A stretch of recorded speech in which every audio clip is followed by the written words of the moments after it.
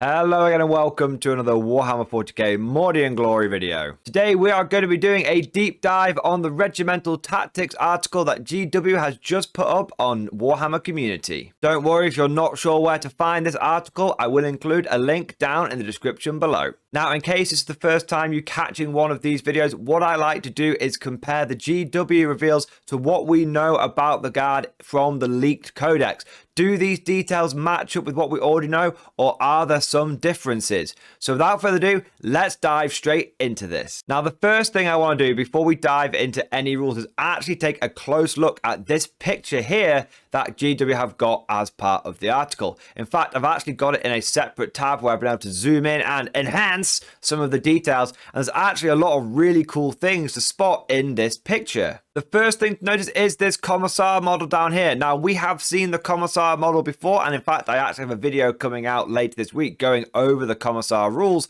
but you can see here, we've now seen the Commissar with the chainsword. Previously, GW had only shown this model off with the power sword, but now we can see it is 100% confirmed that you can now equip your Commissars with chainswords and bolt pistols. They don't have to take power swords. That's really, really good because it means that this guy will be 5 points cheaper than if you had to equip him with a power sword or some other fancy war gear like that. So cheap Commissars are definitely going to be in the codex, and the great thing about having the chainsword is that it's essentially a free buff. It gives this guy an extra attack on his profile, which means you will be able to have Commissars running around with 4 attacks, hitting on 3s with a chainsword. That also means that he might be a candidate for the rumored relic chainsword weapon, which is called the Legacy of Kaleidos, or something similar to that. And what that relic chainsword does is it gives you extra strength, extra damage, and 3 extra attacks and extra AP as well. So overall, it looks like a really tasty chainsword, and that might actually make your Commissar into a pretty decent combat character.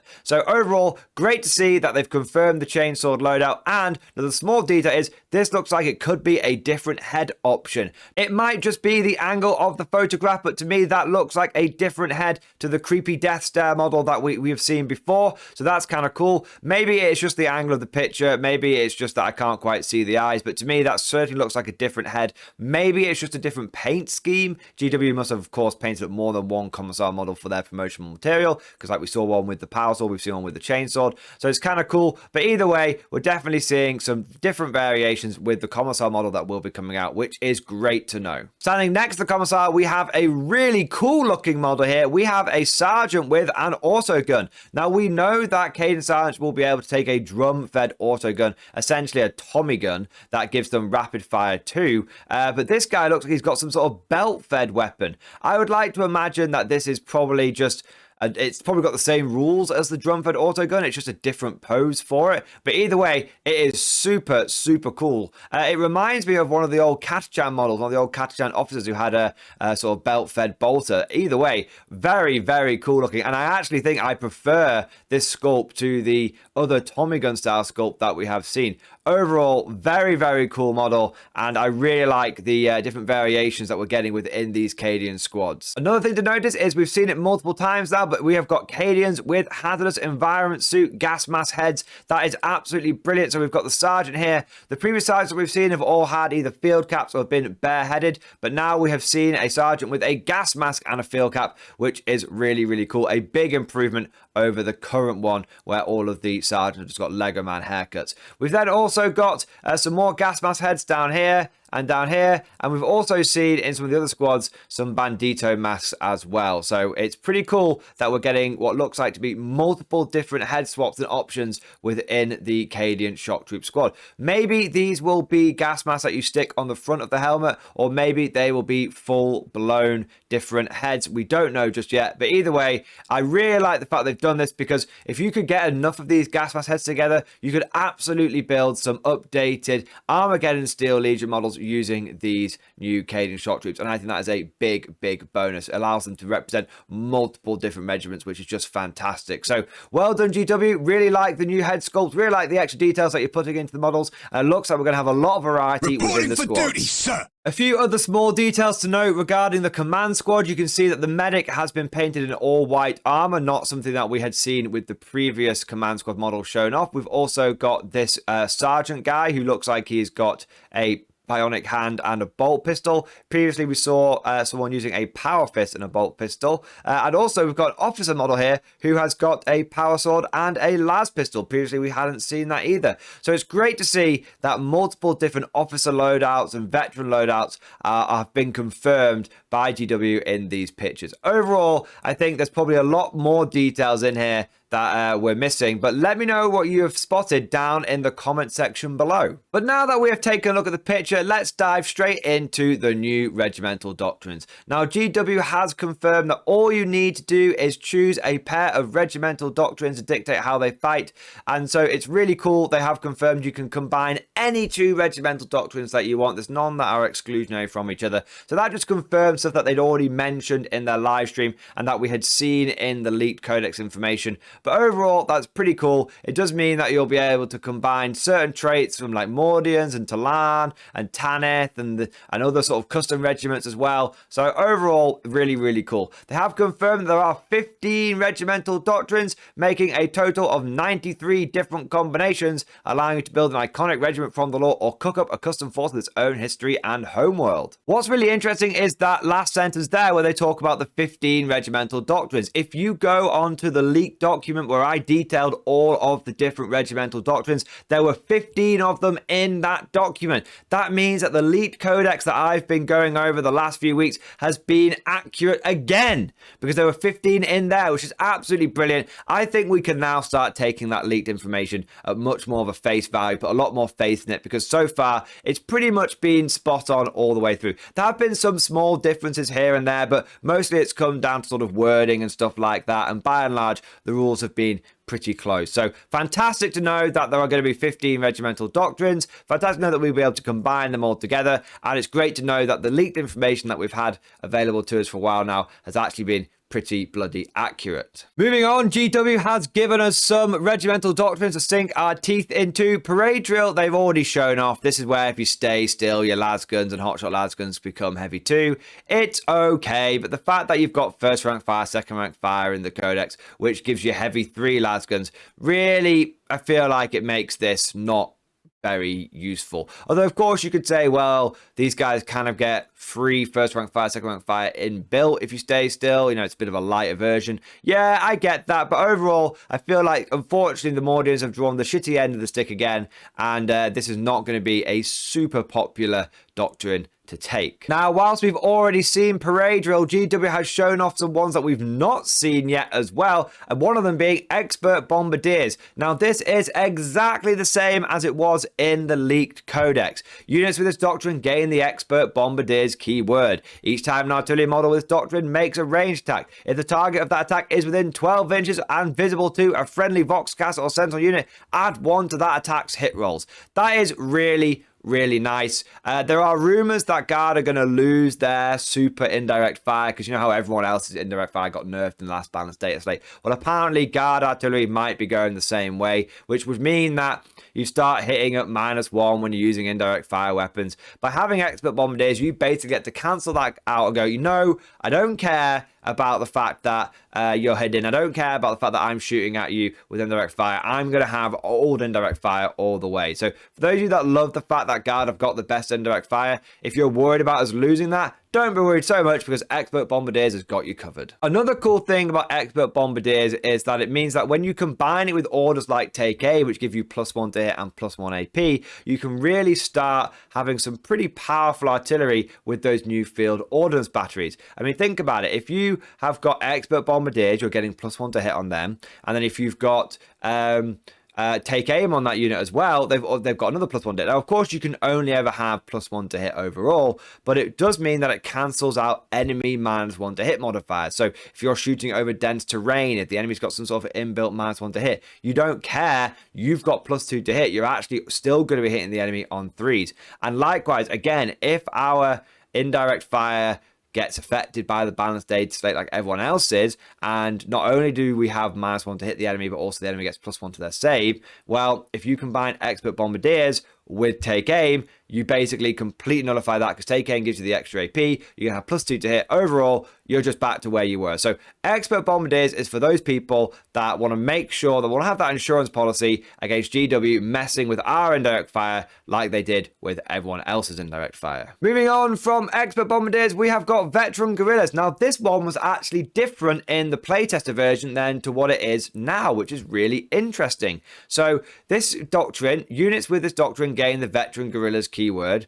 Each time an infantry or sentinel model that is with this doctrine makes an attack that targets a unit within 18 inches, that target does not receive the benefits of cover against that attack. Now, that's pretty big.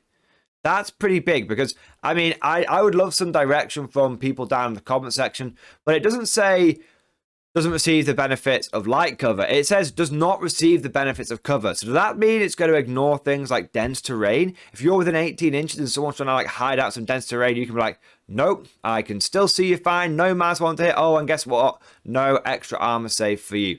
That would be really, really strong. And I think if that's the case, that's really, really good. I actually had this in the Places version. It was actually when units were shooting at the Veteran Guerrillas that your own units got +1 to save. But apparently that is not the way that they've gone with it in the final version. Apparently the way Veteran Guerrillas work is it's not about them being better at being in cover. It's actually about them being able to spot enemies in cover, which is really, really cool. So overall, I actually think Veteran Guerrillas is pretty strong.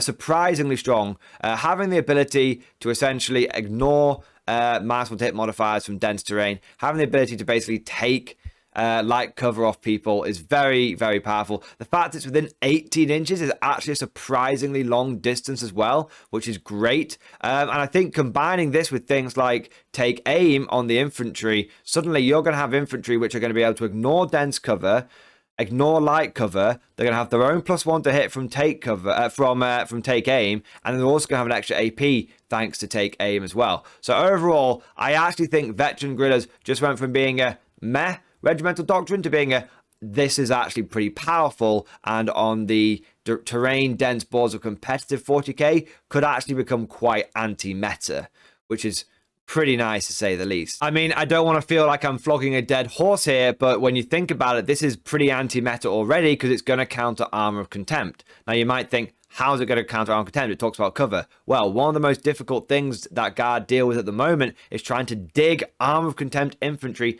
out of cover. There's nothing more annoying than someone in power armor in cover, so they've got a 2+ save, then ignoring the first AP, meaning that even if you hit them with, AP -1 weapons, they're still going to be on a 2-up save, and you have to start hitting them with like an AP 2 weapon just to put them back to where they started. Now, Veteran Guerrillas are going to be like, you know what? We don't care about that. We're going to be putting you, just taking that light cover off you, and also, if we use take aim, we're going to be hitting you on 3s, and also, even though our lads guns will only be AP -1, your arm content will cancel that out, it doesn't matter. Our plasma guns are going to be like AP -4, and that means that they're just going to go straight through and just kill any units that are trying to hide in cover with Armor of Contempt. So overall, Veteran Guerrillas is really, really strong. If you're the kind of player that was taking a lot of astropaths in the last codex and you were using them to remove cover from your enemies, you basically got that ability army-wide with Veteran Guerrillas. Think about that for a second. Moving on, we have Industrial Efficiency, which is the traditional Armageddon Steel Legion trait, and this has actually had a big upgrade, although you might have missed it the first time you read it, because a lot of people are going to read this trait and go, oh, it's exactly the same as it is now, that's poo. But it's not. It's actually much better. Yes, it still is the same trait as last time. If someone hits you with an AP -1 attack, you can treat it as AP 0, but if they hit you with AP -2, it counts as AP -2. It's the same as always, right? But the thing what's really important about this now is it's not just limited to your vehicles. That's right. It's anyone with industrial efficiency gets this. From the lowliest guardsman to the mightiest Baneblade, every single one of your models is ignoring AP -1. Now that's actually pretty significant because what I think you're going to find is that your tanks aren't going to benefit from this so much, especially if Imperial Guard armor retains Armor of Contempt, but your infantry is really going to benefit from this because the vast majority of anti-infantry firepower is AP -1. And so now you can just be like, well, don't care about it. It's going to give us a surprising boost to our infantry armies. And I think that actually, strangely, you're going to find a lot of guard infantry commanders considering this regimental doctrine. It means that against AP-1 weapons, you're able to take 50% more saves. That's actually pretty big when you put it like that. So overall, I actually quite like industrial efficiency. I do think there are some implications here. It sort of seems to me that maybe we won't be keeping traditional armor of contempt, which would be a shame. But if we lose it, maybe everyone's losing it. There have been rumors for a while now circulating that GW doesn't want to continue with Armor of Contempt with any faction. So we shall see if that continues through to the other codexes, or if maybe just Guard lose it. Or it could simply be that GW wrote this regiment trait before they even thought of Armor of Contempt, and we're going to get a day one FAQ like the Iron Warriors. We just don't know at this point. Moving on, we have the final regimental doctrine that GW is going to preview, and this is Grim Demeanor. So units with this doctrine gain the Grim Demeanor keyword, and each time a combat doctrine test is taken for a unit with this doctrine, you can ignore any or all modifiers. It doesn't make you fearless, it just means that you never run away on 1s and 2s, you only ever run away on 1s. So it's okay, but overall, I think that it's not a super strong one. The problem with it is that it's targeting a part of the game that really doesn't have a huge impact, which is the morale phase. Morale is just not that much of a bigger deal in 9th edition. In fact, most armies just ignore it or just don't worry about it. So overall, I think Grim Demeanor is unfortunately a bit of a swing and a miss. Now, next up, GW have confirmed something that we suspected in the Elite Codex, which is that there are no set regiment traits and there are no set regimental specific stratagems anymore. Every guard regiment can use every stratagem in their codex. However, some custom regiment traits are better using certain stratagems than others. So for example, if you look at veteran guerrillas here, it feeds into the vicious trap stratagem. Now the vicious trap stratagem is exactly as it was in the Elite Codex, right down to the fact that if you've got Slime Marbo on the battlefield, it boosts it even more. So overall, I think we can say that a lot of the stratagems that were leaked from the Guard Codex will be pretty much spot on. Now interestingly about this, they actually have revealed another stratagem called Acceptable Losses. Now this is one of the ones that I had the name for, but didn't have the actual rules for. So it was interesting to see how this stratagem actually plays out. So Acceptable Losses is the old Valhallan order that has now been brought back to us in stratagem form. So the advantage of this is that any regiment can use it. The disadvantage is that now you can only do it on one unit at a time. Previously, you used to be able to do it pretty much army-wide because it was an order, but not so much anymore. So essentially how it works, guys, is you can shoot into combat. And if you roll a hit of a 1, then you have to resolve that attack against your own men, and anything else you resolve against the enemy. Now, a couple of things that are interesting.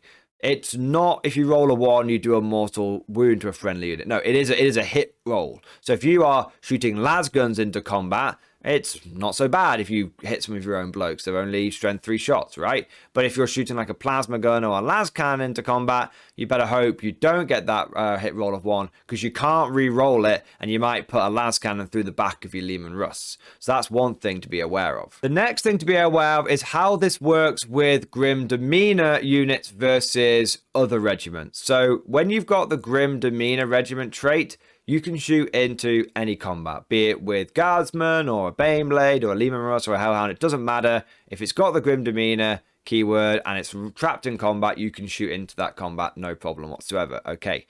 However, if you are not a Grim Demeanor regiment, then you can only shoot into combat with units that have got the platoon keyword. So that means that you wouldn't be able to shoot into combat with things like Lehman Russes or Baneblades or anything like that. They haven't got the platoon keyword. Basically, it's actually kind of grim, because it means that you could shoot into combat with things like Guardsmen, because, you know, Guard commanders consider those guys sacrificial, but you couldn't shoot into combat with your expensive Lehman Russes. So that's just something to be aware of. So Grim Demeanor guys can shoot into any combat. other regiments can just shoot into combat with cannon fodder, essentially. Now, later on in the article, GW starts talking about regimental doctrines. Now, the first thing that they mention is that basically any officer can lead any kind of regiment. So even if you've got Ursula Creed, who is traditionally a Cadian officer, she has no problem with leading other regiments. All right, at the end of the day, she's a good officer and she can lead anyone. So Strachan can order around a bunch of Mordians. Ursula Creed can order around a bunch of Deathcore Krieg. Doesn't really matter. At the end of the day, guardsmen respect the chain of command. And so that's kind of cool. It means that kind of like back in the old 5th edition codex where you could take like Commander Chenkov and you could take Captain Al-Rahem, even though they were Talan characters, they could lead any kind of platoon in any kind of regiment. So while some people might think that it's a bit annoying and it's like, oh, it doesn't feel right, why would Ursula Creed be bossing around a bunch of Mordians? Actually, it's taking it back to the old 5th edition codex, which was actually really, really popular with a lot of people in the guard community. Now, looking at this picture down here, there are a couple of things to notice. So firstly, we do have a chap here with a big old combat knife. So we've still not seen any bayonets in any of these rifles, but we have finally seen someone who seems to want to get stuck in close combat. So there will be an option for your Cadian shock troops to run around and stab people up. I doubt that's going to have any special rules. I think it's just going to be a different way of you building the model. Also, we've got a bareheaded chap here who seems like he's really ready to just hose down those gaunts as well. Again, that's just a different kind of head available to the guard unit. And then of course you've got that Autogun sergeant chilling out in the back as well, and you've got a guy reading some message papers here. Looks like you might have an injured chap here. Looks like a bandaged arm, and then also you've got someone, you know, waving people forward as well. Other interesting little look is we can also see the las guns of the Rough Riders strapped to the side of the horses. Not seen that previously, and that is pretty much all of the little bits that are new in this picture. If I've missed anything, let me know down in that comment section below. Now, in the final part of the article, GW covers something really, really interesting, and I think really important. They talk about regimental tactics. Now, this isn't just talking about how you can issue orders to your guard. No, this talks about how your orders splash onto other units. So one order can affect multiple squads. So each time an officer from your army issues a regimental or prefector's order to a unit with this ability, you can select one or more other friendly platoon units within 6 inches of that unit. Those platoon units are also affected by that order. Each time an officer from your army issues a mechanized order to a unit with this ability, you can select one or more friendly squadron units within 6 inches of that unit. Those squadron units are also affected by that order. So what is interesting about this? Well, firstly, it says officer, but then refers to regimental and prefectus. Now, this could mean one of two things. It either means that if an officer can do prefectus orders, then when an officer does prefectus orders, they also splash out. But if a commissar does a prefectus order and he doesn't have the officer keyword, then a commissar can only boss around one unit at once, but an officer can boss around multiple units at once. Or it could very simply mean that commissars are also getting the officer keyword. I mean, at the end of the day, they are political officers. It could go either way. If I was a betting man, I would say that commissars do not get the officer keyword, and commissars will only be able to order one unit around at once. But the reason why they've got this wording in here is because there is a warlord trait that lets you issue different kinds of order that you don't normally know. So you can have your platoon commander ordering mechanized orders or doing prefectus orders. So there's that.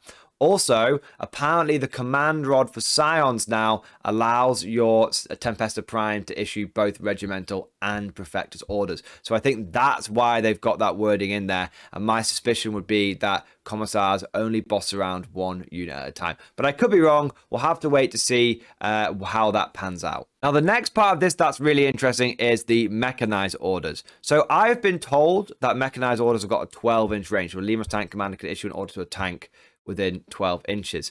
But apparently the splash radius of the order is only 6 inches. So whilst he can issue the order at a distance, the other Lehman Russes have to be pretty close to each other if they want to start bossing each other around. So that's kind of interesting to know that distinction. It may be that the range of the tank orders is still 6 inches, but I really hope that isn't the case, because That just doesn't make sense. Tanks have radios at the end of the day. So there's lots of great information in this article, but there is one thing that's given me pause for concern, which is this platoon keyword. Now, when we first heard platoons were coming back, and we first heard that platoon keyword was being revealed by Games Workshop and all that kind of good stuff, a lot of us assumed that platoons were going to make a big comeback in their traditional format. And there have been rumors and leaks that have sort of said, yeah, platoons will be coming back in some form or another. However, as time has gone on, concrete information about how the platoon mechanic is going to work has not surfaced. Pretty much everything else has been confirmed. The only thing that hasn't been confirmed is the platoon rules. And that has made me start thinking that platoons are not going to return in their traditional format. Maybe you won't be able to take multiple units in a single detachment slot. I am starting to suspect, and I am going to have to see how this pans out. I hope I'm wrong. I am starting to suspect that the platoon is just a keyword, and that the keyword essentially interacts with things like officers and orders and regimental tactics. And outside of that, there is no special rules detailing a platoon. There is no special detachment or anything like that. Because I think if we knew about those kind of rules, I think if those rules existed, we would know about them, is what I'm trying to say. So I suspect that the platoon is actually just a key word, which would be a bit of a shame and a little bit of a letdown. And I really do hope that I'm wrong about that. But guys, what do you think? Let me know. But that's all we've got time for today. Now, GW does say they are going to be revealing some Perfectus orders tomorrow, which is pretty exciting. Hopefully, they will confirm the information that we already know. And they also seem to be hinting at some information regarding Sly Marbo. I suspect it's Sly Marbo because they say a sneaky so-and-so with a big knife. If they were describing Nork Dead Dog, I doubt they would use the word sneaky with him. But that's all we've got time for today. Let me know your thoughts. Do you like the new regimental tactics? What do you think about the doctrines that they have shown off so far? Overall, I think that it has confirmed a lot of the leaked information that we already knew. And I think that it means that the Guard Codex is shaping up to be a really good, strong codex that a lot of the Guard community are going to have a lot of fun with. But let me know your thoughts down in the comment section below. If you've enjoyed today's video, please smash that like button. It makes a huge difference by clicking the like button, commenting, viewing, all that kind of good stuff. It really helps boost the video to the all-knowing yet mysterious YouTube algorithm. And if you subscribe to the channel, it makes sure that you never miss an episode and you're always going to be on top of the Guard leaks and new codex information. If you've really enjoyed today's video and you want to go the extra mile when it comes to supporting the channel, then please consider becoming a channel member or Patreon supporter. It's thanks to the generous support of my channel members and my patrons that I'm able to do Mordian Glory full time now and really keep on top of the latest Imperial Guard information and news. One of the big perks of becoming a channel member is you gain access to the Mordian Glory Discord. And in there, we've got over 500 active members. It's actually a really busy and bustling community, and there's always somebody to talk to. If you like talking about Guard or 40k in general, then it is definitely the place to be. So if that sounds interesting to you, please consider becoming a channel member or Patreon supporter. And I just want to take a moment to say a big thank you to our latest channel members. So thank you to Aaron, Martin, Dan C19, Nick Schaefer, Mark T, Matthew K, Zadok, Cedar Tortoise, BSSP Wolfen, Adam, I Sivia, Lewis Cleveland, and Lucas. Thank you guys for doing your part. Thank you for joining the Mordian 50th Rifles. I also want to say a big thank you to all of the latest Patreon supporters as well. So thank you to Harrison Garland, Viper, Nathan Colozo, KitFot6, Arctic Wolf 647, Odd Simon, Ben Coral, Yiko, Eric H, and Lewis Cleveland. Thank you guys for your ongoing Patreon support. Now, last but certainly not least, I want to say a personal thank you to all of my top tier Patreon supporters. These guys are the War Masters, the people that have truly gone above and beyond the Call of Duty when it comes to supporting the channel. So a massive thank you to Bon Vert, Navy Veteran, Phil French, Ross Miller, Tequal, Alex Dengal, John Stubbs, Nick Walsh, Saltfish Trombone, Diesel Fox, Tom Sutton, and of course, August Varney. Thank you, all of you guys, for your very generous support. It makes a huge difference, and it's a big part of how I'm able to do Mordian Glory full time now. So thank you guys. Your support is genuinely life-changing. Hope you've all enjoyed today's video. Thank you for watching, and of course, as always, I'll see you guys next time.